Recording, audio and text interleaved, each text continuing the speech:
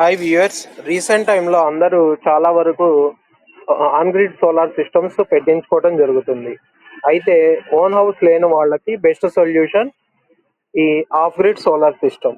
ఇందులో అయితే సోలార్ ప్యానల్స్ని మనం ఇంట్లో ఉన్న నార్మల్ ఇన్వర్టర్కి కనెక్ట్ చేసి ఎనర్జీని మనమే జనరేట్ చేసుకోవచ్చు.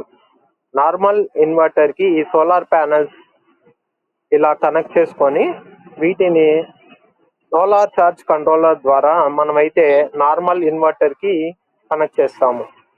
సో ఆల్రెడీ ఉన్న లెడ్ యాసిడ్ బ్యాటరీని లిథియం అయాన్ బ్యాటరీస్తో మనం చేంజ్ చేస్తాము.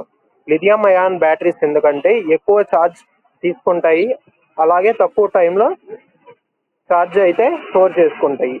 సో డే టైంలో ఎక్కువ ఎనర్జీని గ్రాస్ప్ చేసే పవర్ లిథియం అయాన్కి ఉంటాయి. ఇవి fireproof and long life batteries compared to lead acid batteries.